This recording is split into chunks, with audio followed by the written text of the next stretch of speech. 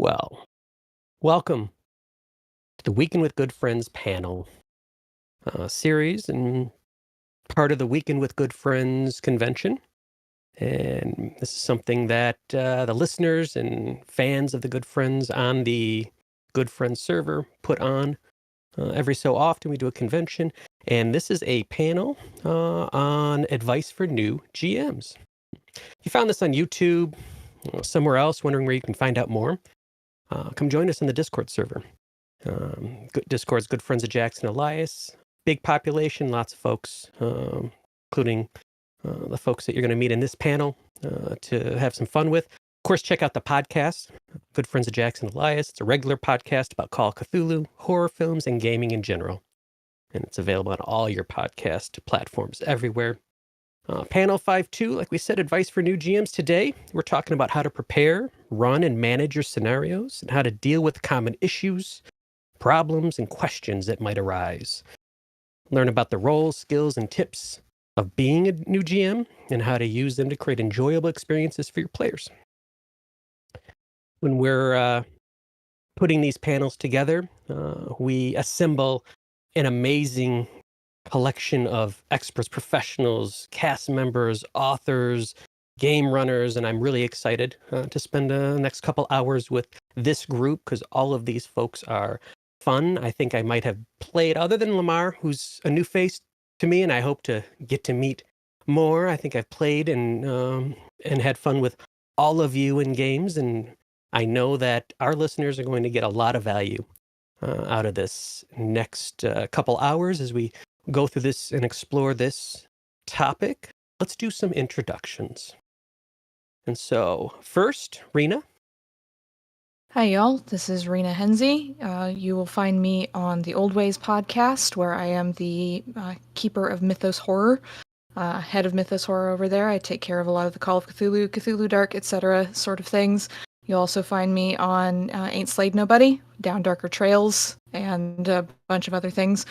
I've played with a bunch of different shows, including How We Roll, Miskatonic Playhouse, and a few others. And you can find my games on Drive-Thru RPG. I have several award-winning Call of Cthulhu scenarios, including the gold bestseller, Saturday the 14th. So if you enjoy my work, you can check them out there. Saturday the 14th. That is a classic. Hedge. Hi, my name's John Hedge.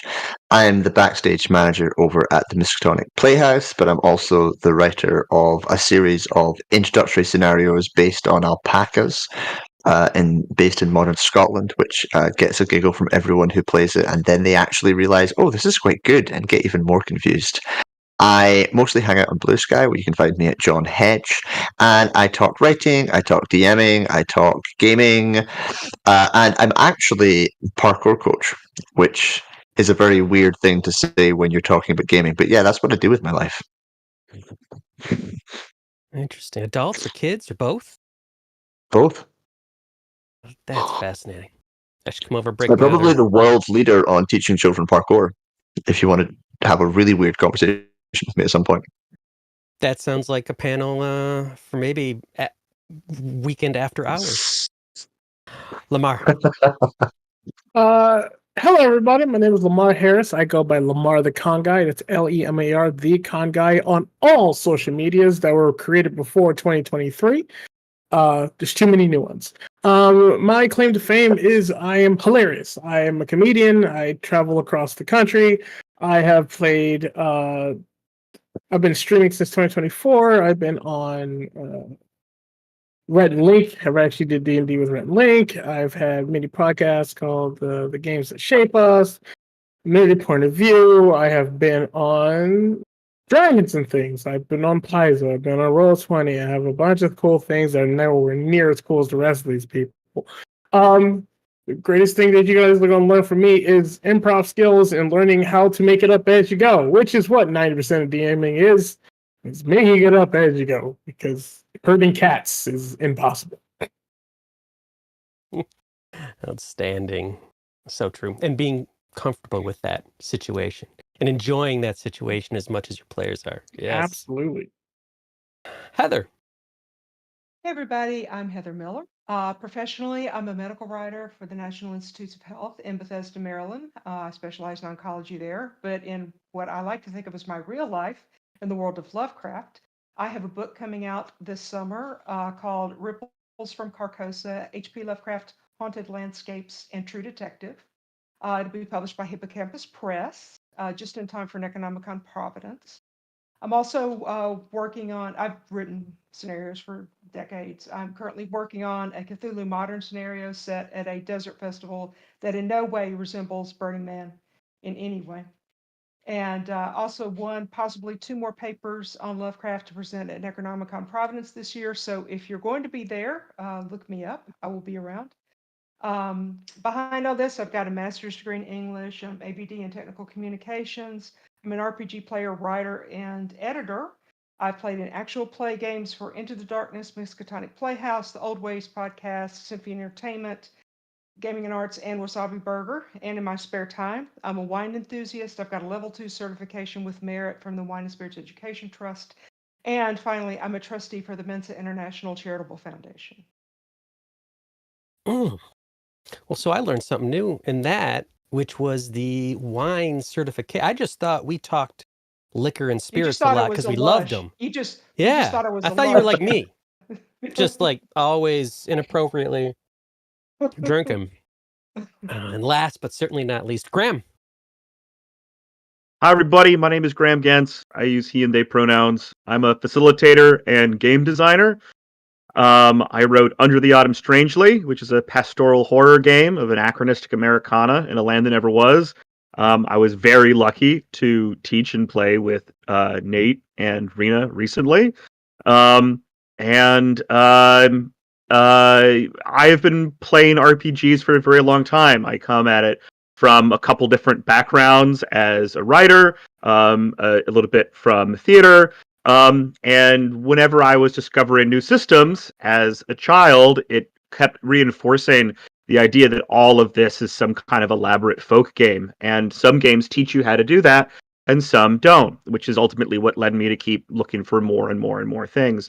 So I'm excited to get in with the panel because so much of what is there, particularly if some very popular games that include an ampersand, they don't actually teach you how to play the game, so you learn by either watching or suggesting things. And for me, a well-designed game has philosophy in it, and that you more than just pull out or just make it up as you go. Of course, the making up of the improv and playing the space is very exciting to me, but what it actually is, the weird alchemy at the table, that's, I think, the most important thing for GMs to kind of figure out as they embark on this new thing. Thank you. Thank you all.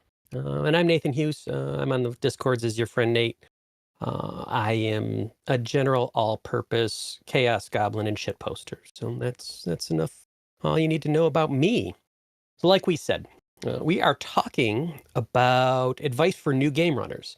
And by new, we sort of bandied this around a little bit. By new, we're talking about anyone that's new to running games, obviously, or anyone that thinks they could benefit from some basic advice. Sometimes after you've done something for years, it's really beneficial to go back to the basics and the fundamentals and explore that and talk about, because you pick up so much that you didn't ever see when you were new looking at that new information. So this is for anyone and everyone that wants to explore some of these new game runner topics.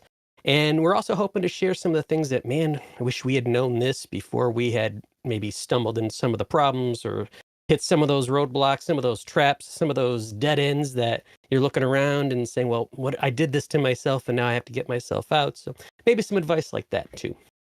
So we broke our discussion into several sections. So let's get right into it. In our first section, where do I begin? I want to run a game, but I don't know where to start. And we're going to throw this first conversation discussion to Lemar. I want to run a game and I don't know where to start. In my opinion, the easiest thing to do is to find the system that you're the most comfortable with, the one you have the most experience with. For some reason, that's VTM. For me, it's D&D. I'm from the 3.5 era, but I do 5th edition now. And from there are so many, especially in the last couple of years, of one-shots that are available, that are easy to digest or easy to do, that pretty much guides you from start to finish and even gives you a couple of outs. Find those. Now, if you want to go super simple, run a game that you think is going to run an hour, which would be introduction, one puzzle, one combat. And then you can control the story of how it gets there. 9 times out of 10, start at the tavern. 9 times out of 10, go to a cave that has something crumple in. At the end of the cave, it's a big bear. If you can do those 3 general mechanics in pretty much almost any system, DMing really is just expanding upon those kind of 3 different elements, and then you can grow your mind out. So, 1, go to the easiest one that you know the rules, so you're not so locked down. It's like, oh, I don't know what this rule is. 2, find a module that's only a few pages long. I say 5 pages max because it has a lot of information. Or if that's too much, because even I have problems with processing some modules, just make a 3-part game. Just make a 3-part game of any story you want. You only need to know the bartender's name, the name of where the trap is, and the name of the bad guy. Everyone else, you're making it up as you go. I've put so many Teds in medieval fantasies because someone asked me who this random NPC is, and I didn't know. He's Ted. He has a job. It's teddy bears. I don't care. If that's the best way, is just simplify it as much as possible, and then you can grow from there. It's like, if I can do this, then I can do that. If I can jump a little bit more on Absolutely. that, fully agree. First of all, yeah, especially if you want to play around in fantasy. Fantasy is very easy to just, there's a tavern, there's a cave, there's a bear, and tell the simple story first. Don't try and be fancy. But also, the good news is that a lot of the bigger systems especially have begun thinking about this as its own problem. And so there are very good starter sets out there for all the big games.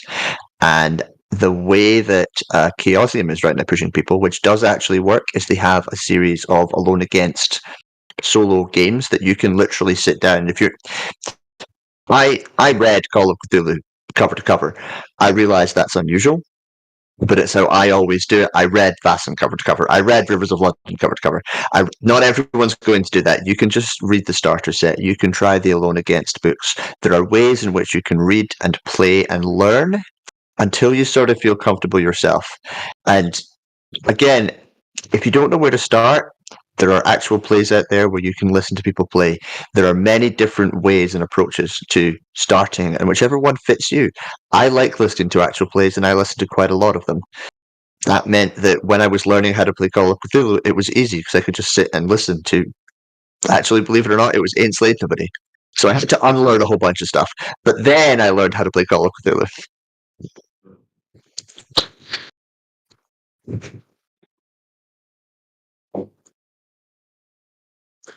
Anyone else? Well, I'm here on Nate's sheet with my little name next to it, but I just don't know what Nate wants to do. I don't want to, take away his power too soon in the panel.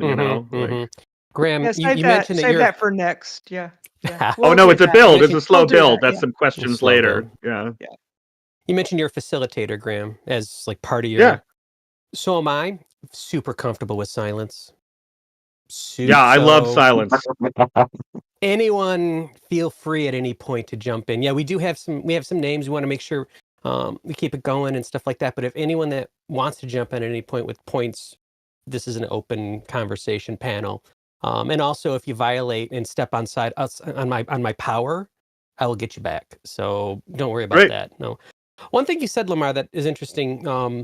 Advice for new GMs: pick a system that you're interested in, or what if you don't know any systems? If you don't know any systems, then I'm going to steal the advice Hedge said. Actual plays. And then follow the storylines you want to hear. each system, we're getting a bit more agnostic nowadays, but each system kind of leads itself to certain types of storylines, certain types of feels. D&D has a different feel than VTM, which has a different feel than Call of Cthulhu, which has a different feel from all these things. Find an actual play that is playing it. Watch that. See if you enjoy how they do it. Do you like hitting big things with big numbers? You should go to the more ones that are flooded. Do you like more character-driven stuff that you just need a yes or no decision if your improv is working? Go to other stuff. Explore your mind and figure out what setting you want to go to. There's so many things that's out there that you can really enjoy. But study first. Study as an enjoyer and then as a player, because the hardest thing about starting the DM is getting out of your mind of what the mechanics say you're supposed to do versus keeping true to the passion of what the game wants you to do. So cool. I think that's good. A good point for me to jump in, because what Lemar said initially is something that I really want to highlight, which is the idea that 90% of what you're doing is making it up on the fly. And I want to go further than that. I think it's as close to 100% as you could possibly get it, because I have a little phrase that I bandy about quite a lot. It's prep is death. I don't think that by listening to actual plays, again, you're enforcing this like folk game thing, and you come in with a lot of expectations, and I think that has become this new form of what teaching is. So you don't know where to start. How do you start? I think it's really more about keystone skills and developing this amount of conversation than it is, am I doing this the right way, with these giant quotation marks around it? Because I think all of that is an illusion, just as what you're doing is anyways.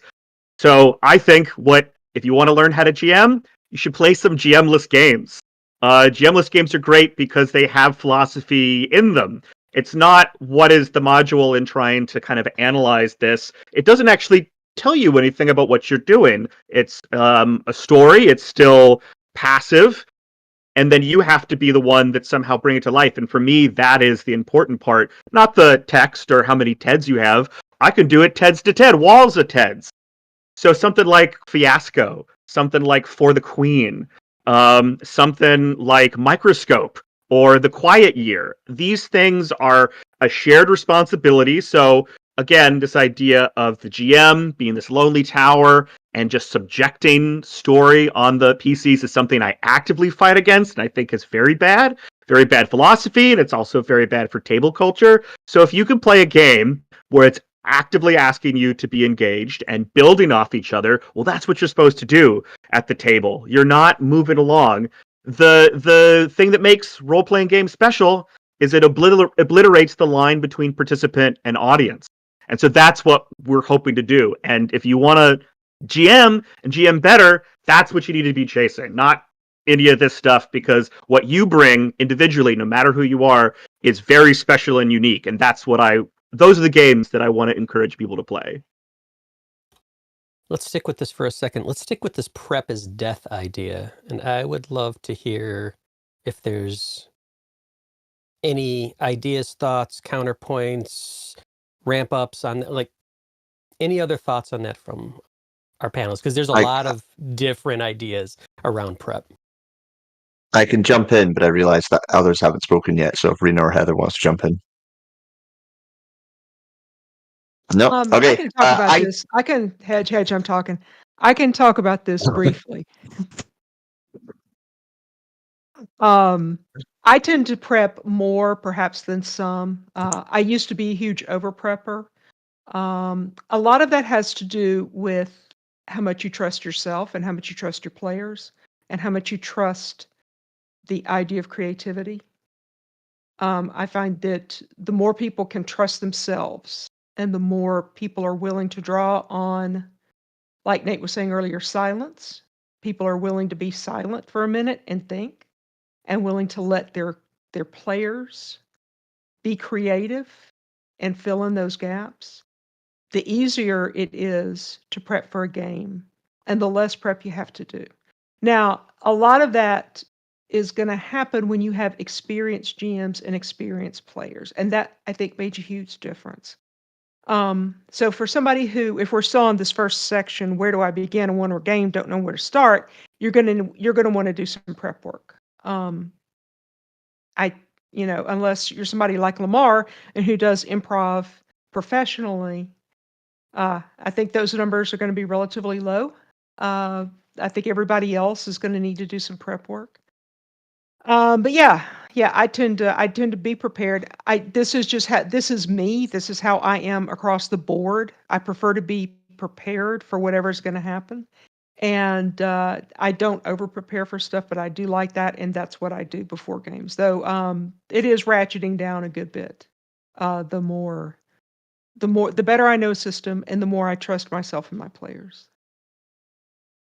Rina, are you on the Mhm. prep side or the light prep? So where do you fall in this whole spectrum? I am famously a 3 bullet points on a napkin kind of GM, where I have 3 things. It might be 3 words, 3 sentences, 2 words in a sentence, whatever, and I write them on a napkin or a post-it note, and then I just run from there and see what happens with me and with my players. So I think I'm a lot more on the less prep side of things. Partially because I feel like if I get into prep, I over-prepare. And I feel like it's easy to over-prepare to the point where you're forcing your players into a story. Like, it must happen this way. I have a set beginning, a set ending. I know exactly how you have to get there. And so you tend to sort of, almost unintentionally for a lot of people, railroad your players into things. You have to go here, you have to go here, you have to talk to this person. And that's very much not how I approach things. And so I tend to very, very, very under prep, with the exception of, like, if I'm in a historical setting, I'm going to pull a few things that I need to know for the historical setting, like a few names or cultural things, whatever. But otherwise, it's, okay, we've got these 3 NPCs, I know where we're starting, let's see what happens, and Hedge can attest to all of that. Very I also point interesting. out, Rina, that generally when you run that first 3 bullet points, the next time and the next time it gets more complex and it gets better, because prep has its uses. And I'm just going to provide a bit of a counterpoint here, especially for beginners. You'll hear a lot of people who have become quite experienced say, don't do a lot of prep, just roll with it. You need experience to be able to do those things, and the experience comes from doing it badly.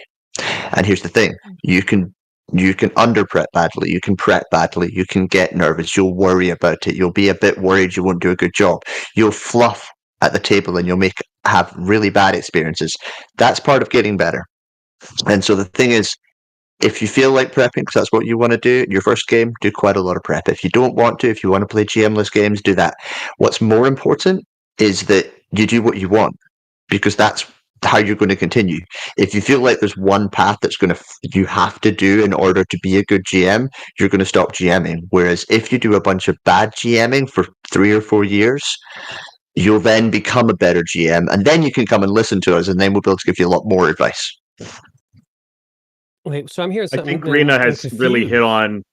Oh, sorry, Nate. I overstepped my authority again. I'm talking here, Graham. I'm talking. I realize that, Nate. I realize that. That's why I wanted to speak over you. I think Rina has hit on a very good point, which is the idea of prep being one of the tenements of this prep is death thing, is the idea that you're not listening to your players. Intentionally, otherwise you can railroad them. The idea that I have this story that I want to tell is a symptom of a larger problem, which is that the hierarchy that exists should be as thin as possible. And if it's not, then you're not engaging your players when the players aren't being creative or trying to get solutions. Instead, it becomes that meme thing of herding cats, or, oh no, I can't control my PCs. I built this whole dungeon and this map, and all they want to do is stay in town and work on this lemonade stand. And the problem is the lemonade stand is the game. If you were listening to your players, there's a fundamental breakdown of communication. So what this occurs is the idea is that you're more key in the table. If it's prep because it's fun, absolutely. If it's enjoyable, absolutely. But I think what makes you a good GM, it runs counter to the idea of prep as an institution or as an idea that even separates the idea of placing somebody on some shining hill. Everyone can do it and should be able to do it. And the kind of games you play and who you play with are a huge part of that. That's fast. So, show of hands, who is sort of this 3 bullet point style game runner at the table here? No napkin, no bullet points. What's You got to have at the other least stuff? one. No, no napkin. Nothing. Okay. And then who finds themselves benefiting from a little bit more prep or a lot of prep? Yeah, definitely. Okay. Definitely. But I've And they also both been work. running games for years and years, and I know that this is how I do it. I think this, Graham was talking about this notion of hierarchy, that a GM is somehow above and assuming a level of power. People can certainly do that. I have certainly done that in the past. I came from a group of people who ran games that way. For a long time, that was how games were run pretty much across the board. This idea of a flatter hierarchy is fairly recent in role-playing games, and I welcome it. But historically speaking, it was different. It wasn't always that way, and I think it's really useful to be able to, as many people have observed, and we'll probably talk more later. You get a lot more engagement the flatter the hierarchy is. But even in a GMless system, there's a way for decisions to be made, and there's a way for paths to be chosen. And whether it's the dice or somebody sitting behind a screen, there's there needs to be a decision-making mechanism, and that's really ultimately, I think, in a good game, that's really what the GM focuses on, is just being that decision-making mechanism, and then, in terms of guiding the players, and then sort of steps back from everything else. So in a panel, not to put any ages out there, but there's probably 50, 60, maybe 70 years total game running experience amongst the 6 of us, not counting David. So probably, and we're hearing for new GMs out there, new folks looking to run games, what we're hearing is, yes, both of these ways work. Find your way. Mhm. And that's important. And I think it's important if you're a new GM to try both ways. See what works. See what's helping you. Going back to something Hedge said, or maybe Rina said about the game runner, I wanted to bring up in this moment too, where do I begin? I want to run a game. The idea of performance, and you're putting on a show as a game runner. This was, and I think Heather was just talking about, when I was running games in the 90s, you were putting on a show, and your responsibility was everyone at the table better have fun. And if they don't, it's your fault as a game runner. That was the dynamic. 80s, sort of similar. What's it like in 2024? Lemar, if you have any question on or thought on that, I'd love to hear that, or anyone else. But Sure. The caveat is that question is it for stream or is it for home? Because DMing for those two things get a little weird. But let's just say you're a new GM and you want to be from home. There's 2 ways you can really do a performance, right? You could do what I call Morgan Freemaning, which is you just having a sound and a timbre to your voice with the right description is all you need to create an atmosphere and a character. You don't need to be a voice actor. You don't need to do all these big movements and stuff like that. If you can just paint the picture with your words, with your voice, that will be great. And if you're at home, you're with friends. They understand and know how to read you a lot better than strangers or probably even Discord playing would be. I come from, because I'm a comedian, I come from the more theater arts performing background. A lot of stuff I do for D&D is how they actually work with and wrestling and stuff like that. Take yourself and notch it up to 11. Which I tell people, 4 characters: your angry character, your happy character, your sad character, and your vixen. Come up with 4 characters, have their what they want, what they're going to do, and to just have a motion and a feel with it. And if your players are reacting to it positively or negatively, lean into what you've done to make them feel positive or negative. But as a DM, your performance is just making sure that they are in their theater of the mind. Make sure that they're still with you the entire time. Because if they're lost, then you're not performing correctly. But how you perform is completely up to how you communicate and what you're comfortable with. I'm assuming my style is different than most of y'all's styles, but it doesn't mean good or bad. Just it's different. I find this question really interesting, actually, because I don't think there's one answer. I definitely come from a facilitation background.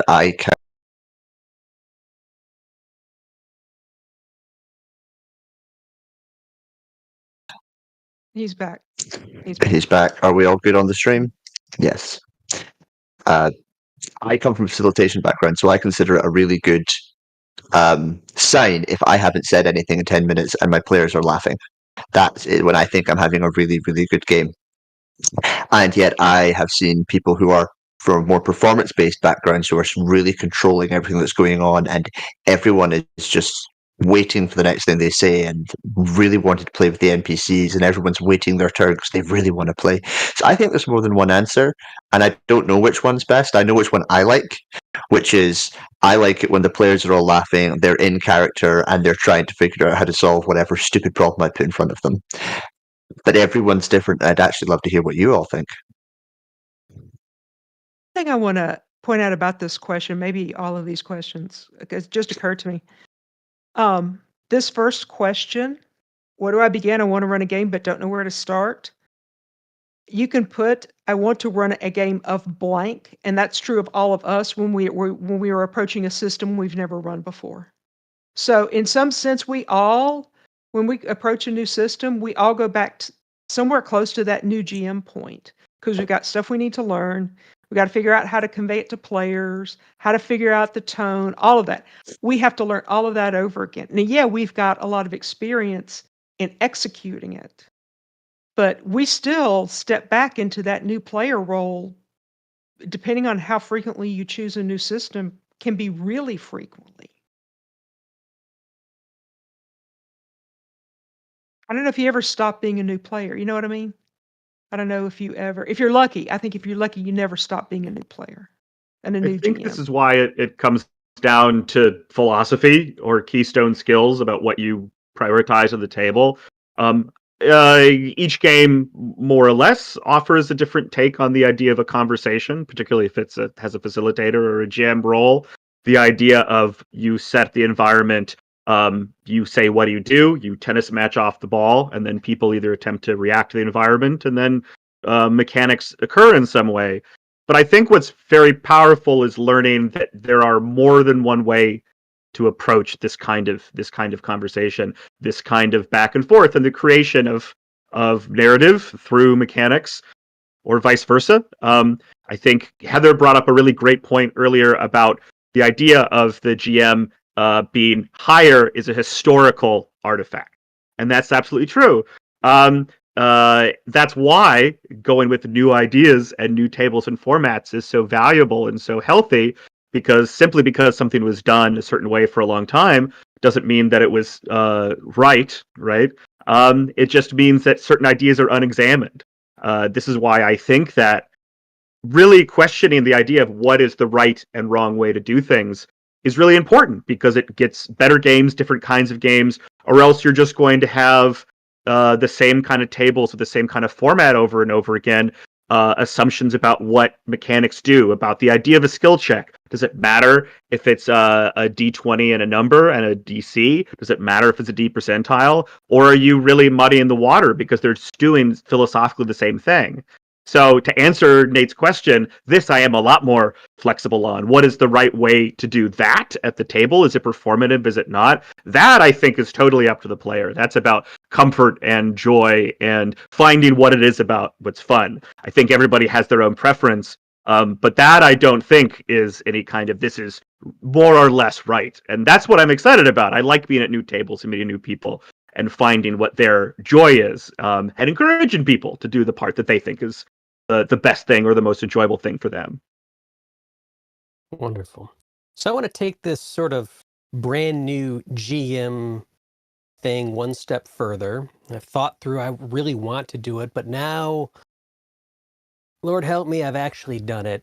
I, as a brand new GM, have scheduled my first game. And we've talked a little bit about prep. We've talked a little bit about some of these, but I want to throw it back to Hedge.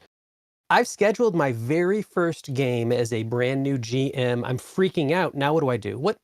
What's your advice? I've scheduled my first game. I have a group of players. I probably have somewhere where I can talk to them. I'm now going to just go through my little checklist of things I'm going to check in with them as I go.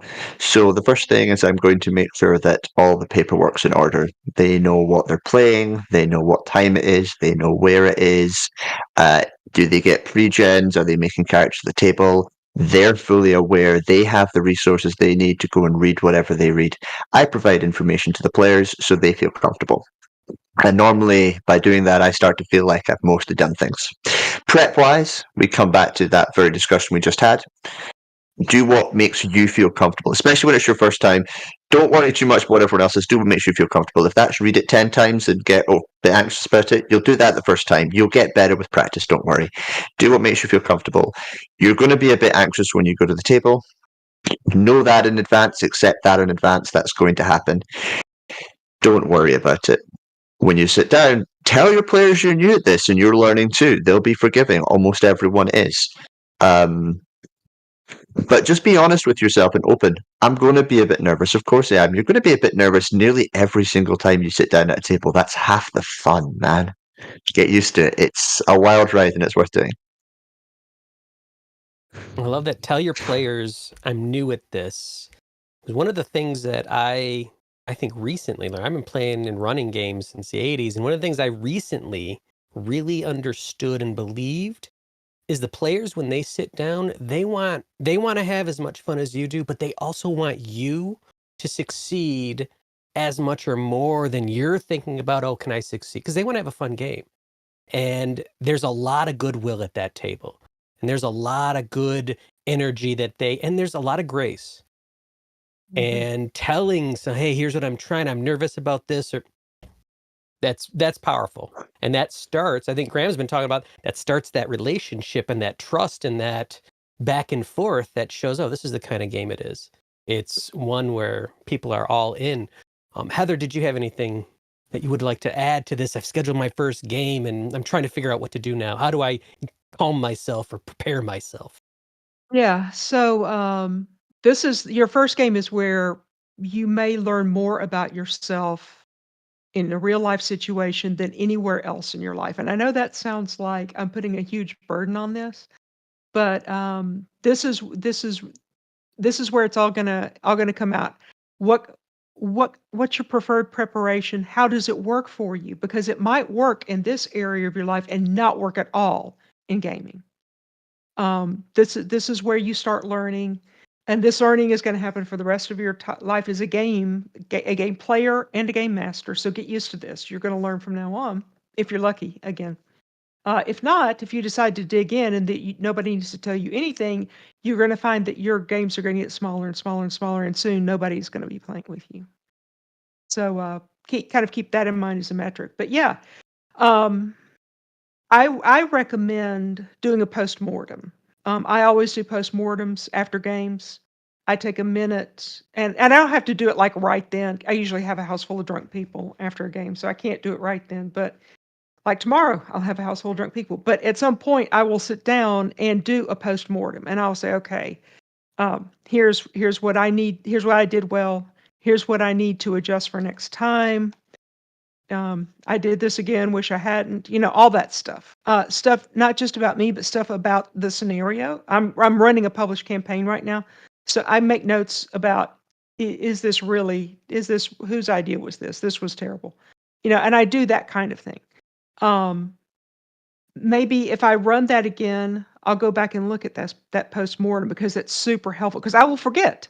I will forget all of that stuff because I have a life and I have other things going on. But if I need to run this scenario again, I can come back and look at the post-mortems, remind myself what needs to be different this time, and do it differently. I'm with Heather on the post-mortems, and I think that's vital. And I would go even further and say that debriefing with the players is such an important ritual. Particularly if you're a kind of facilitator like I am that wants that immersion at the table. If it's horror or otherwise, what I'm looking for personally, I want to be immersed either as my character or the sensory experience of what's happening. So as a result, like that can be a little overwhelming. And so big picture, it's transparency. Like, what are you doing before the game, after the game with your players? If you're new, transparency is really going to get you there because you say to the players what you're trying to do, what your goals are, and then, of course, you want to hear what their goals are, or else nobody's listening to each other. So I understand the issue with having a bunch of drunk people in your house and then needed to talk about it. But honestly, being at like 2 a.m. and I invited them. it's sitting on the back porch and talking to your friends for hours after the game that when I was in college that I realized, oh, this is like extremely healthy and exciting. And so now I can't not do it. I want roses and thorns from everybody. I want everybody talking about that because it's both an emotionally positive experience, but then also like everyone all of a sudden understands that characters and players are on the same page. Having that separation is very important. And that avoids all the classic arguments of I was in character and, are you happy or are you not happy?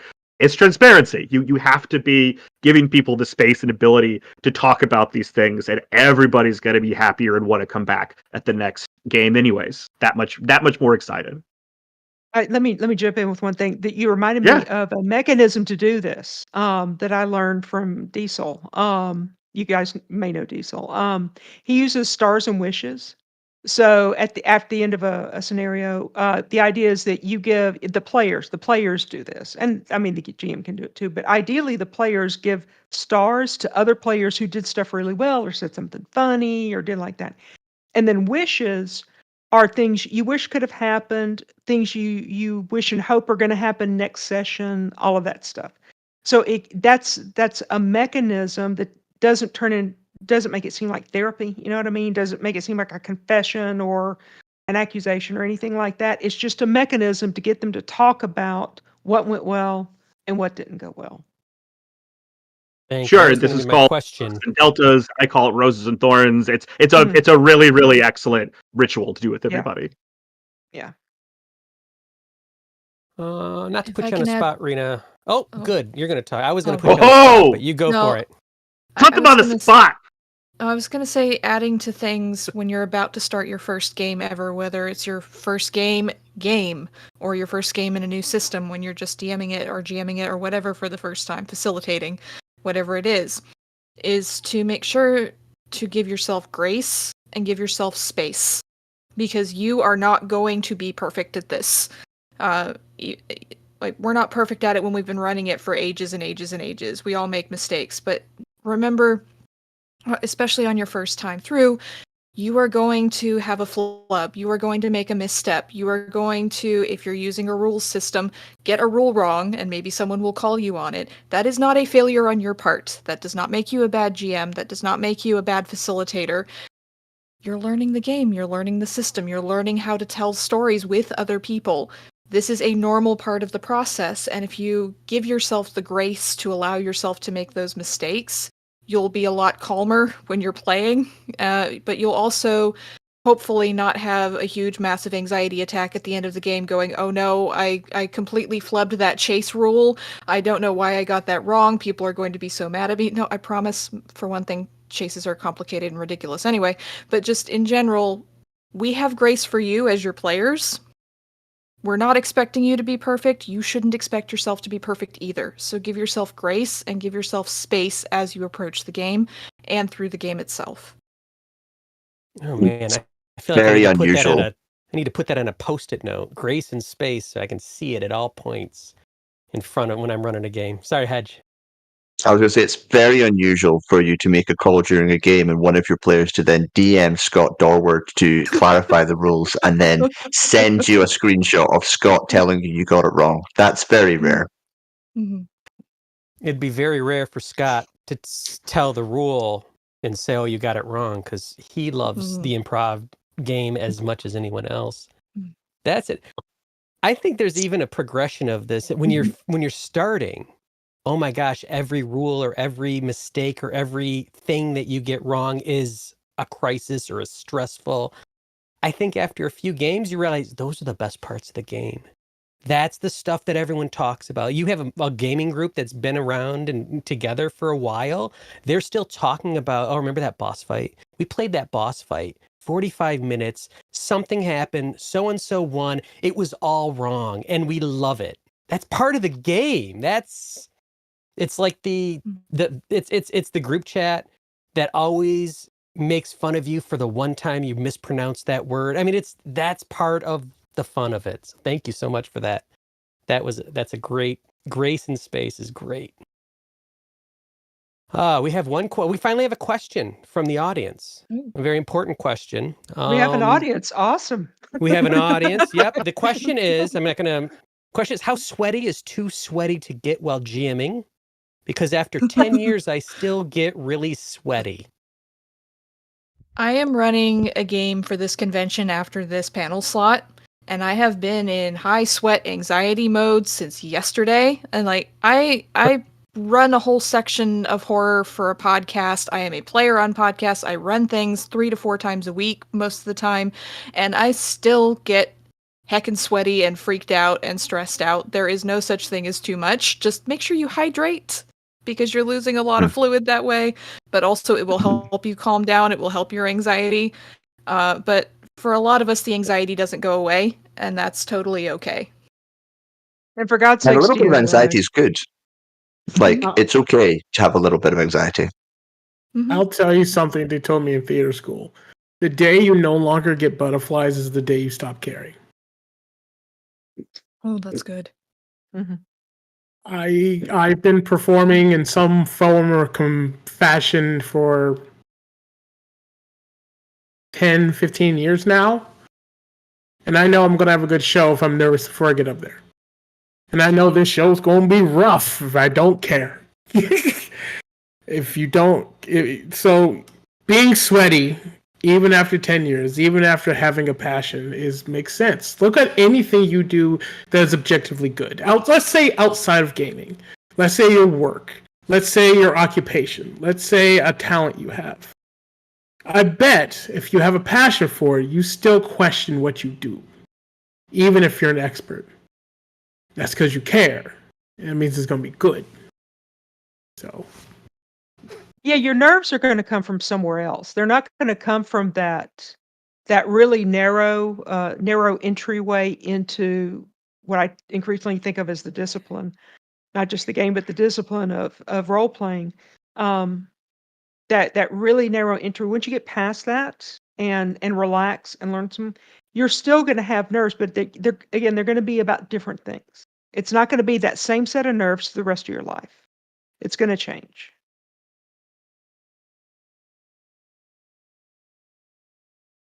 Let's take this another step forward. Our brand new GM has now run a few games, and they are pretty excited. They've learned some stuff. They've learned a lot of stuff. Oh my gosh, those first few games, you learned a lot of stuff. Like Heather said, you learn all sorts of things about yourself that you didn't think to come up in a damn make 'em up game that you're just going to play for fun. But you run a few, and now you're ready to get better. Now you want to actually practice or use some of this stuff and focus in. And how do I improve? So I'm going to throw this to Rina first. How do I improve? I want to get better. So one of the things I use is what Heather mentioned a little bit ago was the debrief at the end, the postmortem at the end of a session. Keeping your notes, going over them with yourselves, as Graham said, going over them with your players as well will help you find the gaps where maybe you're struggling a bit, or you don't notice that you're not presenting material in a way that makes sense, or you didn't, if you're doing a clue-based game, for example, it didn't make sense which clue to go to next, or which NPC you're supposed to talk to, or which direction you're supposed to go in. Just finding those areas where your players are saying, this was great, but I could have used a little more guidance, or I could have used more discussion with an NPC. I could use more talk time. I'm not talking enough when it comes to NPCs, whatever it is. So that's extremely helpful, getting that feedback from yourself and from other players. But also, one of the best things I've found for improving as a GM is playing more. I think for a lot of us, we tend to fall into the forever GM kind of setting, especially if we've got small groups who just really don't want to switch out GMing. So whether it's playing a GM-less game like what Graham does a lot, or playing I played a game of Night Witches recently. The GM switches every session or so. The GM switches, so you play and the next person takes on the GM, and so on and so forth. Or just being a player in Call of Cthulhu for a few sessions, or VTM, or whatever it is you're playing, you get to change the muscles that you're using a little bit. Remind yourself of what it's like from a player's perspective now that you've gone into GM brain. You get to practice co-telling stories if you're going into those GM-less games or facilitated games, and you're preventing yourself from calcifying. Essentially, you're not getting stuck in this is how I do things, this is what happens, this is how I have to prep and plan. You're allowing yourself the freedom and the creativity to experience it from all different perspectives, and you will bring that into your GMing. When you go back into a GM game as the GM, you'll remember what it's like as the player on the other side of the screen. You'll remember what it's like telling a story together with people instead of I am here and I am telling this story for you. So really, that's the best suggestion I can offer, is make sure you're getting to play where you can, and play in a bunch of different ways, not just as player, but co-player, co-GM, all of these different systems that you can use. It will help you as you continue to GM now that you've decided that you like it. That's really good advice. It occurs to me, it also, if you're putting together a new group, it also might prevent you from becoming the only GM for that group forever, because everyone has decided you're the only one who can do it. Even if you really want a GM, that's great, but maybe you don't have to be the forever GM. And you're Graham, what do you have for us? Yeah, this plays on a lot of the things that are really important to me. I hate the term forever GM because I think it also plays into this larger assumed culture thing that I think is not good for the games or the hobby, right? And again, reinforces this hierarchy, which I don't think really helps anyone. I cannot agree with Rina enough about playing and going back and forth, encouraging your friends to run things as well. And this goes further. Play different systems, play different kinds of games, play with different groups of people. You're going to discover the things that are exciting to you, that are interesting. I can say prep is death until I'm blue in the face, but unless you've played a lot of other games in a lot of different ways, you realize, oh, there's these styles. It's not as fixed culturally as I really think it is. It is so fluid because you are experiencing it from an audience, and then you get to be active. Some are more active, some are less, and really that's just about the culture at the table and how you define it. So finding these opportunities to continue to grow and change and reprocessing, oh, I thought this was right. Oh, I thought this was right. Nate, you talked about some assumptions that you've had that were changed because of your performative nature, or the things that got changed as a result of now. If people are running the same kind of games with the same kinds of people in the same kinds of ways, things aren't going to evolve, and they're absolutely, as Rina horrifically stated, calcifying. Because that's how nothing really interesting is going to happen in our entire subgenre, our culture, which is about agency and choice and narrative, which defines the idea that you want to be making and finding these changes. So actively looking for these opportunities is really vital for you as growing as a person that thinks this amazing thing is worth exploring.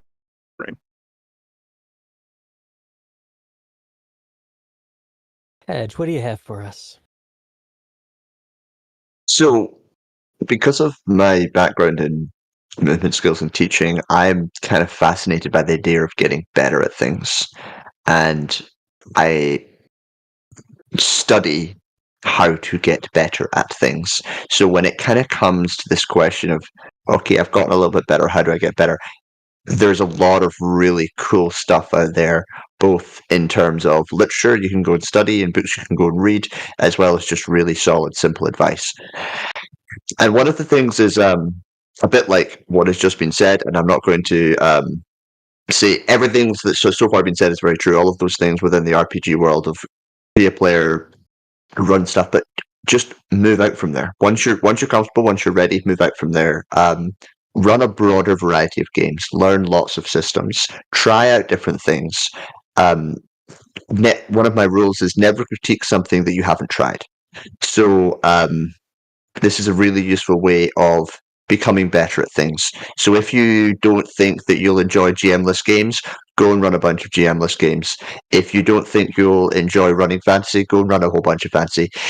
One of the reasons I got involved running things for the Miskatonic Playhouse was because I wanted to go and run a whole bunch of games that weren't professionally made, that were a bit more rubbish. I wanted to encounter rubbish scenarios and try and run them and understand what was bad about them so I could get better. And then go further. Study facilitation, study acting, study improv, move out. And the joy about this piece of advice isn't that you should hopefully you're not feeling overwhelmed right now. Instead, it's whichever one of those sounded fun, that's the one you got to do, because the core piece of all of this is find the bits that sound fun and go and get better at them, because doing it a lot will make you better. So go find the bit that feels fun and interesting to you. That's the bit you have to go and do.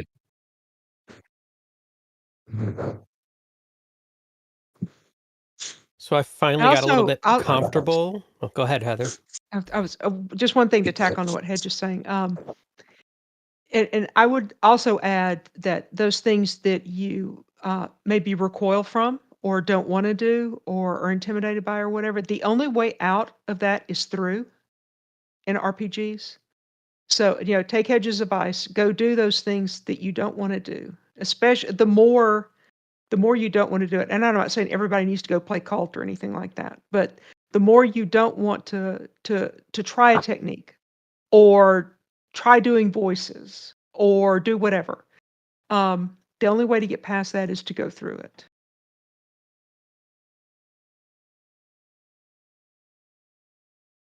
Sounds like my Impossible Landscapes campaign, which is terrible. Terrible to go through that. I think, Rina, you had mentioned, I lost the thought. So someone else pick up. It'll come back to me. Was it about being better, or was it about weirdness, or? It was about being better. Rina talked about playing more. It was about being. It was about the player. I was really fast in this. You got to play more. So once you've run some games, try playing more to learn more about being a better game runner. And I think it's fascinating that context shift. Maybe you played games and now you're trying to run them, and now you're playing them and you're seeing what it is like, not from the player's point of view, but from the game runner's point of view as a player. And now you have that ability to pull that additional context out, and because you're swapping your problem spaces. Your problem spaces might have been playing a character. Now your problem space is, well, how do I engage? And as a player, you can see, and I find when I play, I realize, oh, that thing I do, that sucks. I got to stop doing it, because as a player, I'm encountering it. It's boring or it sucks. So I thought that was really, really strong. Are there any other tips or like sort of specific logistical things like that you might have for our new GM who's trying to improve? Yeah, actually, here's a really good one. Try and streamline stuff and don't get bogged down in the rules. If you don't know the rule for something, make a call and move on. This is the simplest and most effective little piece of feedback. A lot of games slow down massively during combat because combat rules tend to be a bit more complicated. The faster you can roll through some of that technical stuff, generally the more engaging it is for the players, because that's when they spend the most time waiting for people to roll, especially if there's maths in your game. Just try and learn to just streamline that stuff. Don't worry so much if the counter looks like it's going to finish, make the monster run away, or just have them die. Even if they have 3 hit points left, it's okay. I'm gonna jump on what you just said, and I'm gonna let a secret know to those who've never GM before. Here's a secret, and everyone's gonna hate me for this. Are you ready? We've all fudged the rules for the sake of the story. Nate never has. He's been playing since the 80s. I don't know if that's come up. I know. I guarantee at one point or two that we've all messed with something for the sake of the story. Now, granted, don't reward bad rolls or bad ideas. That's not what I'm saying. I'm saying that if one of your players has been swinging at this thing and missing over and over and over again, and finally hits a big hit, and that hit's just not enough, like they have another 5 points. No, they didn't. They did just enough. Give them the kill. If someone's trying to do this, the whole thing is, at the end of the day, the rules should get us to the story, not in the way. And that comes with experience. So, like with anything else, like with acting, storytelling, writing, when you get more experience, you know when to bend the rules. And that's when becoming a DM and DMing and stuff like that really becomes interesting. Because people will give you like those, oh my god, I can't believe that happened. And you could get to go, yeah, I have no idea how you just did all of a sudden. Right? It's because you had to bend the rules. And that's what happens when you get more experience, and especially if you play different types of systems. Like, I will fully admit, I want to get into more of these urban horror type systems. I'm loving this Discord because you guys have different ways of handling situations than the general fantasy stuff does. And I want to do that so that I know how to take that back with me so I can improve. Because I'm really locked in fantasy. I'm trying to get out. Trust me, I'm trying to get out, but I'm really locked. Anyway, I'll stop talking. I think Lemar brings up a really interesting issue. Yeah. Oh, yeah. I just want to say just broadly about the idea of having that experience that you described is you running into the idea, which is inherent to a lot of these other systems, where there's a game and there's a narrative and there's a huge tension that gets in the middle. And you have on your own, again, the folk game aspect of it, discovered, wait, I need to do this thing, even though it's supposed to be functioning like this miniatures war game, where the problem is this number and you deplete it, in this case hit points, as an abstraction for the narrative. And you realize that's not good enough. That's not the proper tool. And so understanding what the tools are is really getting the forest for the trees. And this is really where I think the proper discussion occurs in. Like, what are you delivering? What is the transparency at play here? Which is really, really important to me. Please, Rina, please bounce off of what you talk about. I would say the rule of cool, right? It's not just, okay, we might fudge a number here so that the player can finally get a hit in when they've been failing to hit anything for 15 rounds or whatever, which combat should not go that long, just FYI. But player wants to do something that isn't 100% possible mechanically because of how the rules as written work, but it's cool and it makes sense for their character, and maybe it's just a really interesting way of solving a problem that you hadn't thought of and that doesn't 100% line up, but it works. Go with the rule of cool. It works. It's something they came up with. It's something interesting. It changes something in the story and makes it really cool for them, really cool from a storyteller's perspective, whatever it is. Let that happen. The rules should serve the story. They should not dominate the story. They're there to serve a purpose, right? We have mechanics to help the story move along. You should never get into a position where you're looking at something and going, that would be really cool if you could do that, but there's no way I can mechanically make it happen. You are the GM. If you are GMing, you can make it happen. I'm very, very passionate about the rule of cool.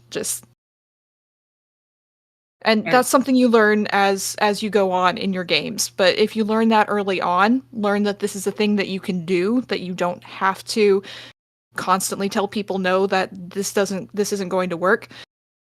then it will help you get better as a GM the more you go, because you'll learn to make those calls and you'll learn to say, yes, this is when I can do that. No, that's a bad idea. That's bullshit. That's not happening. But this is cool. I like where this is going. And so just practicing with that as you GM will help make the story better for your table. It'll make for a better gaming experience, and it will make you better as a GM, make you think on your feet more too, just as a side. So for a new GM, rule of cool, that is specifically the cool stuff the players are coming up with. It's not necessarily the stuff that you're doing. It's the rule of cool is, hey, listen to what your players are doing. It's listen to the and players. Suggesting. Mm-hmm. And when that is cool, pull that in and make that happen. That's what that means. Oh, absolutely. So, if I could just pull that into a really cool little mechanical thing, and I'm going to use D&D for this because it makes the most sense. If your character wants to bounce off a wall, swing off a lampshade, and then come down and slam his dagger into the back of the big bad evil guy's neck, if you're kind of following the rules, you'll ask for an athletics check, and then they'll get to make an attack roll. And so they've got to make more rolls, succeed or more rolls to pass. But actually, it's awesome. So give them advantage, like help them. It's cool because it's cool. And your players will do what you reward them with. So if you want your players to do more cool acrobatic leaps landing on the back of big bad evil guys, reward them. If you want them to take the safe option and just do the boring thing over and over again, punish them for those mistakes. So yeah, think about what you're teaching your players and then reward them for doing the things you want them to do. That reminds me, Hedge, I used to reward my D&D players when they failed at cool things with inspiration, because in my mind, that became what inspiration was about. It's like, oh, that was really cool. It didn't work out this time, but here's a chance that maybe it'll work out better next time. Keep doing cool things. Have you seen that question, Nate? I think it's a really good one for right now. So we have a question. Any tips on how to recover at points when you think something has gone wrong during the session? And anyone that wants to jump in on that, feel free. It's deeply contextual. So the idea of a mystery, I think, is a pretty common one. Oh no, I forgot this vital piece of information. There are a couple different ways. The two schools, I think, are try to roll with it and not tell anyone. Don't drop your face, or come out and say it and be like, okay, let's reassess. For people first, we are characters second. So if it's something that, oh man, I constructed this thing in my head, again, prep is death, but they didn't find the vital clue in this room. It could be somewhere else, or you could wrap it into the weirdness. There's always kind of another answer, because you are making this theater and you are constantly patching things behind the scenes and adding and moving things. And really, that's about what your role is. You're being present with the players, and you're thinking about possible futures, and then how do you shift the stagecraft of this imaginary space? So if you feel like you're totally panicked, if you're in a complete sweat, that's fine. There's nothing wrong with you being transparent about it. There's also any number of ways, hypothetically, based on what the scenario you're talking about, to kind of shift or alter or move. Somebody important suddenly dies. You've given the players enough agency to kill this person. How do you deal with that? You have any number of ways. You can think about the video gamey kind of things, where like, oh, he wrote down his confession. You can have somebody else be there. There's really an infinite number of things. So it comes down to, do you want to adapt? Is that interesting to you? Is that fun? Does that break immersion for you or the players? Or is it that thing where you go, you know what? I've missed the important setup, but it's going to ruin the punchline of this joke. That's off the top of my head. Those are my two big things. To jump in real quick, the philosophy I keep in my head when stuff like this happens is the world exists outside of your view. Mm-hmm. And when the world exists outside of your view, that means anything in that world could happen to get that MacGuffin which it needs to be. An earthquake, a messenger, a car slide. It was secretly in your pocket the whole time. The world moves whether you're paying attention to it or not. Allows you to have a lot of outs. Just kind of piggybacking on what Graham said. I think I'm wrong. I'm so sorry. Thank you, Lemar. Oh, I got the right name. Everything is flexible, right? Everything is flexible. And one of the things I do to help myself actually, in case this comes up, is I make a list, just a couple things for me in my brain, like this could go wrong, they could not go here. Okay, here's a couple other places I can put this. One of my scenarios, there's a book that they need to find at some point to learn some information about the mythos entity they're facing. As written, it's in one place near this one NPC. A couple times, people don't go there because they're so spooked and they go somewhere else. Okay, so that book is now in this cabin. You find it under the bed when you're looking through here, looking at all these dismembered corpses. So when you're a new GM and you don't know how to fix things, it can help to identify to yourself where are some issues that could come up. They need to talk to this NPC in the scenario. They have to talk to this person. Okay, they don't go where that person is. What will I do? Where can I move them so that they go there? So it's a little bit on the prep things, which I know is death for Graham, but I can find this helpful when you're new and you're kind of worried about what happens if I get stuck, or what happens if they don't find this MacGuffin or whatever. Give yourself a few places where you could move it to, or have or places you can have the NPC show up suddenly. These few little things that will help you when things go off the rails or go wrong, or your players don't do what you think that they're going to do. And that can help you feel less like you're going to get stuck. And to keep in mind that your players have no idea that you screwed up. You're the only one who knows.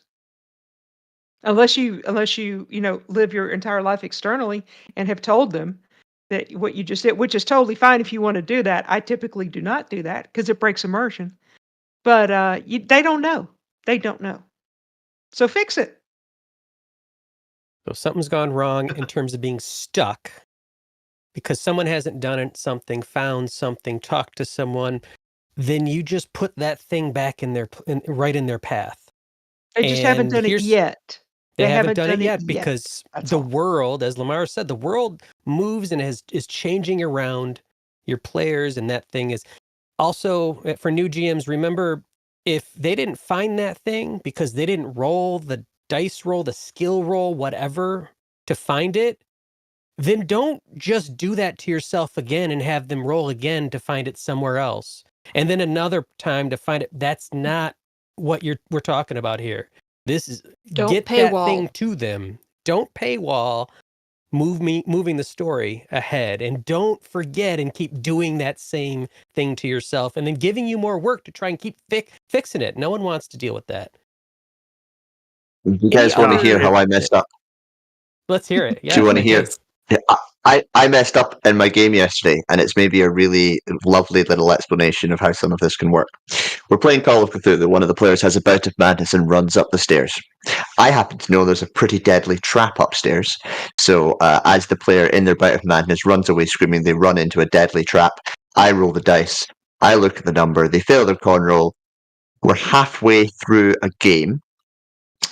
That player should die now. It's a meaningless, rubbish death. It's a one-shot for a group of newbies at my local store. I can't kill them. But the numbers say they should be dead. If other players come upstairs and discover that the axe has hit them straight in the chest and it's been stopped by their clavicle. Plot device. Yeah. Sternum. By their plot device. Sternum. Thank you. Clavicle. There's a medicine. Sternum. That one. Sternum. I should know these heart. things. Their ventricle. Chest air. Yeah. And there's this, and I just like, okay, and there is an axe sticking out, but they're so lucky it's sticking out of their sternum. And if you don't, we can't even pull this out. What do we do? And I just made it into this lovely, horrible, like, there's blood everywhere, all there's blood in your hands, and I just made it into this beautiful, horrifying moment for them all, rather than doing what the rules told me I should technically do, which was kill them. That's the point. Like, it's plot. You can move around. The rules are there to facilitate the telling of a good story, and if you accidentally kill a character 90 minutes into a session, you just let them survive.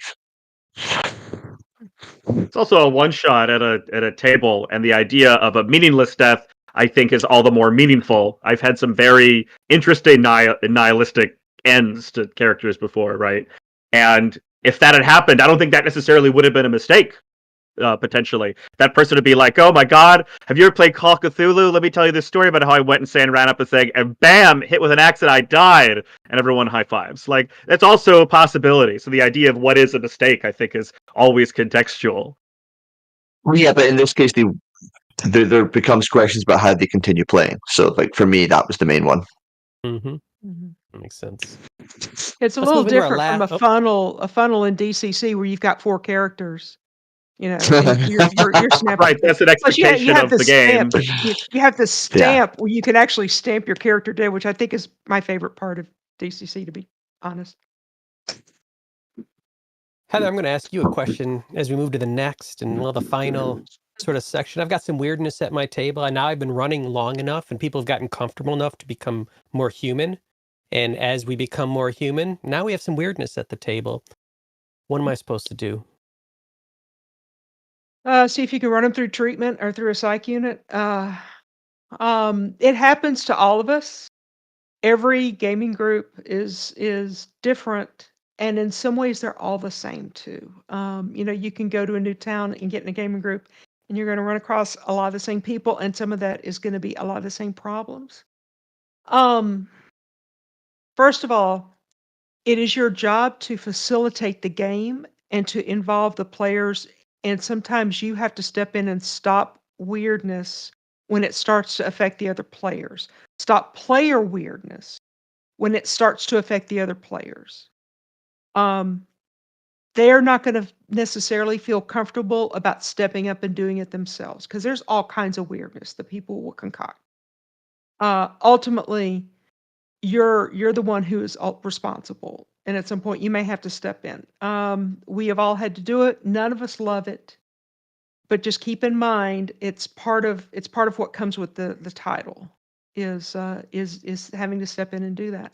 One of the most effective ways I found to sort of get somebody to stop doing that is to look straight at them and say, "Are you okay?" Because that cracks everything open. Cracks it all open, steps out of the debate. "Oh, well, I was just playing a character." No, you weren't. No, that all of that goes away because you get right into that person. Because it's the person where the problem is. It's probably not the game. It's probably not you. If it is you, stop running games. But if it's not you and if it's not the game, it's that person, and you got to get into that. And that will stop the weirdness almost every time. It'll stop the weirdness and get them to think about their behavior. And that really is about as far as you can go. You're not the therapist. You may feel like it, but you're not the therapist. And you're not obligated to provide them with a means to be insincere, to be rude, to be mean to other people, to act out their family of origin issues, any of that. That's not what this is for. But that's what people bring. And it is because this is a shared, intimate space. The shared imaginative space that we are in is a highly intimate space. We don't really talk about that a lot in the RPG world, but it really is. It's a super intimate space. And from intimacy, come a whole world of mankind's problems. So don't be surprised when they show up at your table. This could be a whole panel by itself, Nate. And I think Yeah. that like the idea of what is weirdness, even like it's such a vague question because I'm glad that Heather is bringing up the idea of person management. I mean that's again to kind of tack this on the end about you're a GM, people may have conflict for any number of reasons. It's really just about people being people more than managing that. So the question is this weirdness at the table. Well, what the hell does that mean? So much it is about like treating other people like they're people and then asking that like that's a whole other realm of interpersonal skills. A lot of times, especially this panel's for good friends of Jackson Elias. We play a lot of horror games too. So Rina, do you have any, if you've got weirdness at the table, do you have any ideas and tips for our new GM? So, one of the things that can help with dealing with weirdness and maybe even preventing some weirdness is your safety tools. And that's something I think a lot of new GMs don't register quite as much because you've got so many other things you're focusing on, the story and integrating my players and engaging with people and do I do voices or not and all of these other things. And a lot of people think of safety tools as just something that I use in the moment when it comes up. But just having the tools to begin with can be preventative for a lot of the weirdness, right? So you have your lines and veils, things that you can have, things that you shouldn't have at all. Like one of my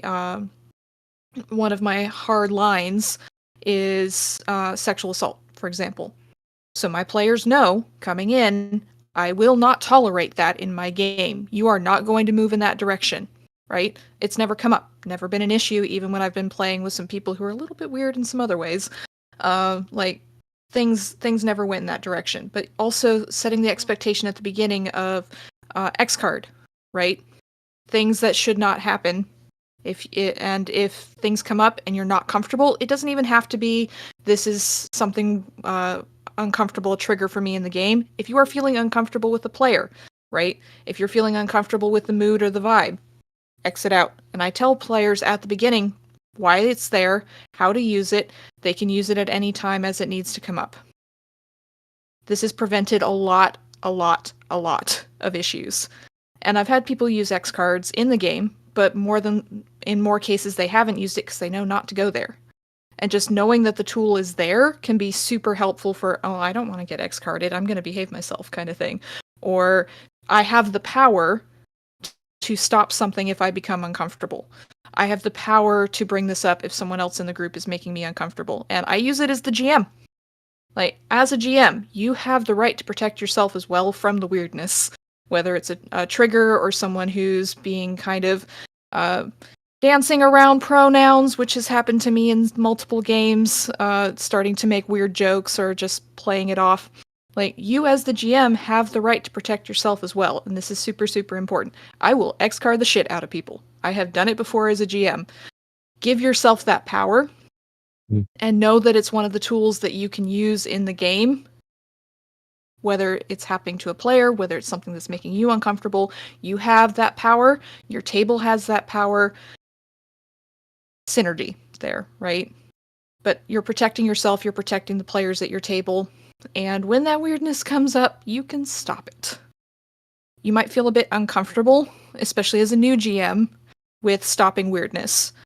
Because you want people to like you, or you want people to be enjoying the game, and you feel like... I know I felt for my first few games as a GM that people would be uncomfortable with me, or they'd be upset with me if I called something out, but I did it anyway. And guess what? The mood at the table changed. In this case, it was all good faith players. People didn't realize that they were making things a bit weird for me at the table. And when I called it out, they went, oh, sorry, we didn't mean to do that. Let's move. Let's change. Let's move around this. Right?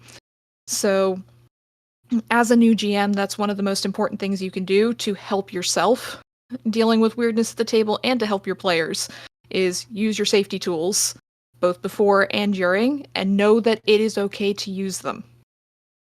It is very, very, very much okay for you. It is not a player-only thing to use safety tools. Please protect yourself as well. That's my safety tools soapbox. That's so good. That is so good. And that discussion changes, you set an expectation of the type of game you're running. Mm-hmm. And it's not, oh, I'm running an easy game or a game that doesn't delve into... You're running a game that you will respect these things of people. And so when I look at that list of lines and veils, I look at it with glee. It is a list of presents, all those things that are there that aren't lines, that aren't veils. Now I feel as a game runner, I can go deep into that stuff. And still there's an X card, and still there's mechanics where the players, but I don't have to, in my head, try and constantly worry. it's back and forth. It creates much richer games, but also it shows that you're running a respectful table that is going to honor that stuff. That was great, Rina. I would love your entire treatise on this. This is a whole panel because that was so powerfully put. Lemar, weirdness at the table. What are your thoughts? I'm very confrontational. I will call you out immediately. I generally try to do things, and I believe everyone acts in the best light that they either don't know or whatever. So if someone starts something, I'll give them a small correction. Hey, stop that. Number two, I'll give them a small punishment. It's like, hey, that rolls at disadvantage. Stop being a butthead. And then once you get to three, depending on the severity of what they're doing, then I'll be like, what are you doing? I'll just bring it out in the open and stuff like that. I do have the ability to make it light and jovial, but I still call them out. Like, there's nothing I'm going to say that both Heather and Rina has not already said. I just do it in a more comedic and fashionable way, so that because I am concerned about the overall energy of the table continuing, because sometimes that weird player can really kill an energy and stuff like that. But if you are not afraid of conversation and you're able to ride the ebbs and flows of energies at the table and stuff like that, small snippets like I forgot what the dog whisper. Stop that. If you nip them right as they're doing it and correct them as they're doing it, it won't escalate and stuff like that. But yeah, call them out. Lines and veils early. Make sure we have a baseline and understanding what stuff is going on. And, stop it. And again, going back to what people said a lot, while the player and DM dynamic are a little bit more matched, you are still kind of the figurehead of the board. You're the head of the table, right? There is a little bit of responsibility of you doing that stuff. And if it continues, or if you're not getting it back up, or if you don't feel safe, or whatever is causing a problem, stop the game you are playing, because they are games. And if you're not having fun of the game, then you should not be playing. Very, very powerful. Yeah, we're all, everyone is here to have fun, players and GM. Lemar, you're talking about energy management, and that I think that's interesting. And it's not so we're talking about weirdness at a table. This isn't weirdness, but in terms of energy management and a table thing, what about that very quiet, very shy, very nervous, very silent player that you might have at the table? Any ideas from anyone on what to do about that? If you should do anything at all, what do you do? It's always contextual.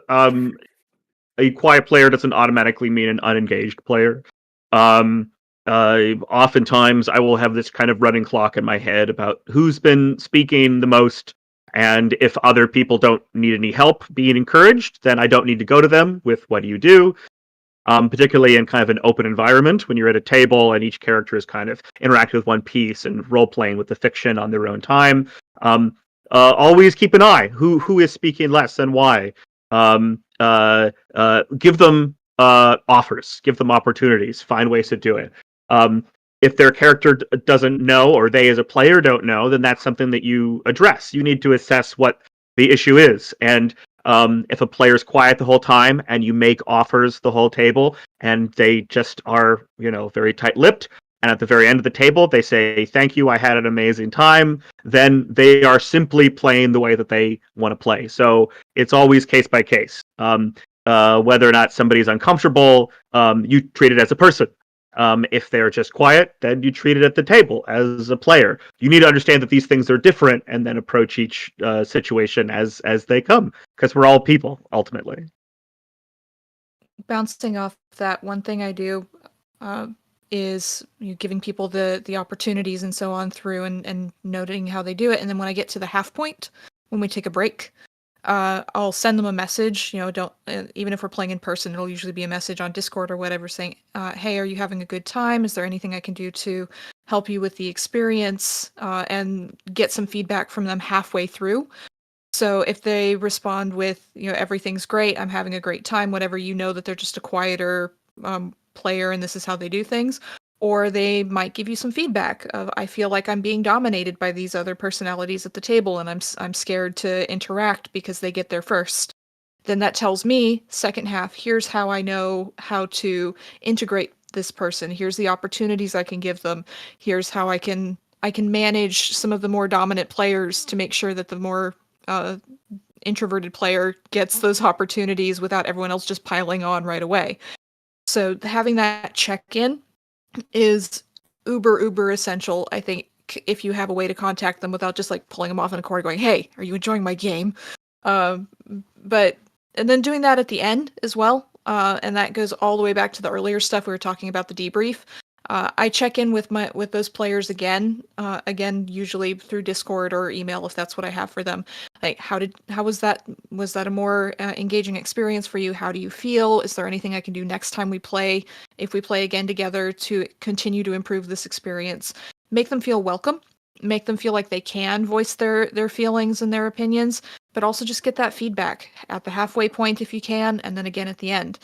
And that's something big on energy management for more quieter, for introverted players. Speaking as an introverted player, so. And there's something else too. I think there's kind of a different way of looking at it when it's a one shot versus a campaign. I think in a campaign you have more opportunities to turn the story towards that introverted player, to give them more screen time, to give them more opportunities to come out. You don't want to force this on an introverted player. I'm also an introvert, believe it or not. I'm also an introvert. And I would not want that. I would not want to be pressured into performing for a table full of people, especially in a one shot, people I don't know. So in a one shot, if you've got somebody who's being really tight lipped or whatever, give it a shot. Don't expect miracles, and then maybe find some way to work around them.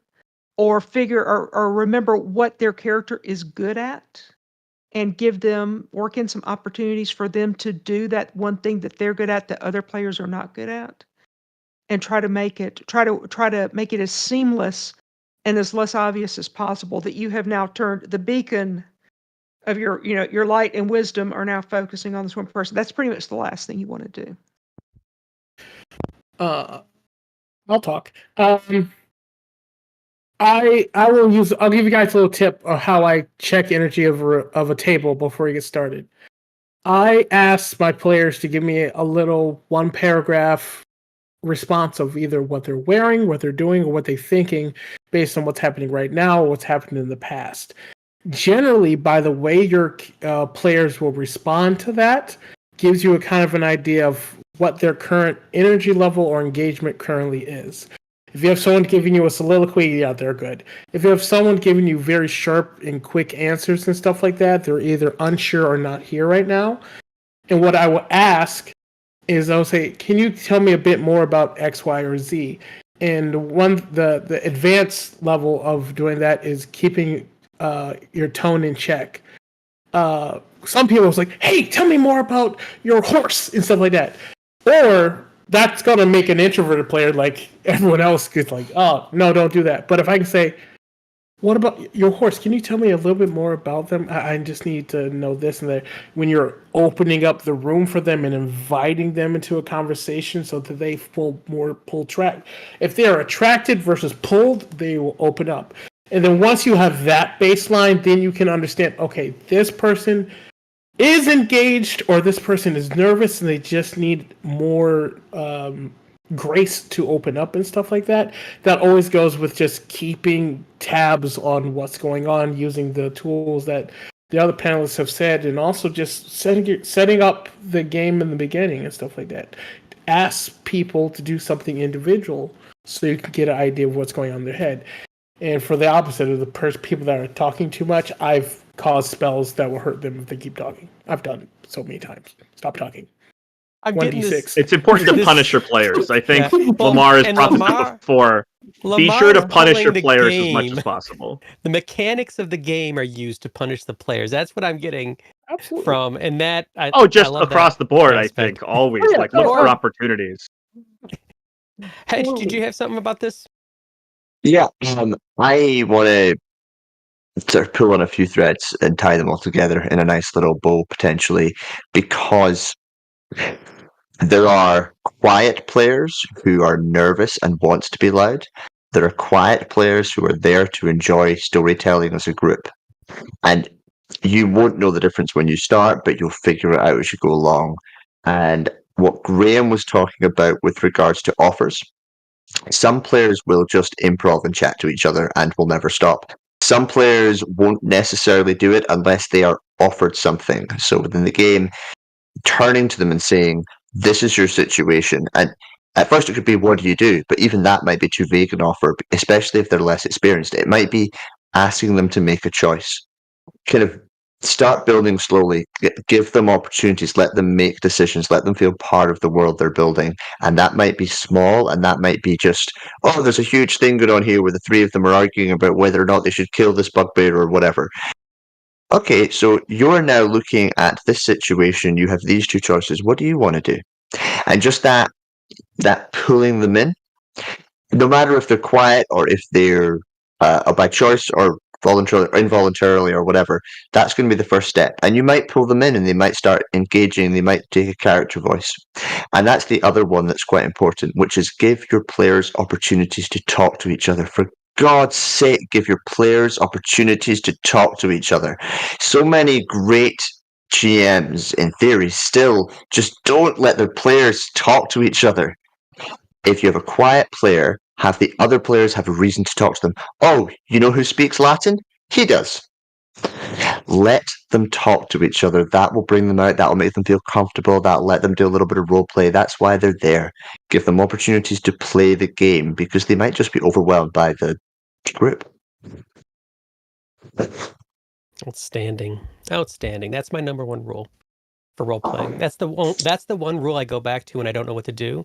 Number one rule: talk to the players, not the game master. Magic happens every time. So we're 5 minutes out. Well, no, we're about 3 minutes out. So we're going to wrap this up with a closing. Thank you, everyone that was watching and everyone that's going to watch this. And in the future, we are going to close with a little bit of a round table last comment and give everyone an opportunity for any last comment, last advice, last tip, last technique, last encouragement, whatever you would like to do. And we're going to start off with Rina. Any closing remarks? Steal things from other GMs. And don't just model yourself on one specific GM. Don't be I want to be a Scott Dorward, or I want to be a Cuppy Cup, or I want to be a Mike Diamond, or whatever. Find the things that you like and that fit with your style, with how you tell stories, and go, I like how they do that. That works with what I do. I'm going to yoink that. But it all works towards making you the GM you are, not making you a little carbon clone of somebody else. So yoink things, but don't stick to just one GM. Look at all the vast myriad of GMs you have and find the things that work for you and discard the ones that don't. Wonderful. Hedge. As a last tip, I thought I would just quickly tell people how I prep, because I think maybe some people are looking for these very concrete things.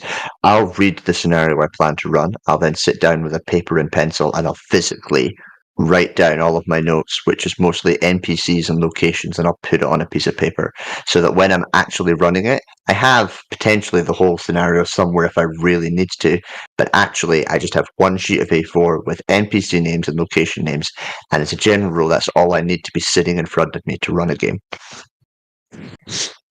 Thank you. Lemar, closing remarks. You're never wrong. Wonderful. Heather, closing remarks. The more fun you have, the more fun they will have. And wrapping us up, Graham, take us home.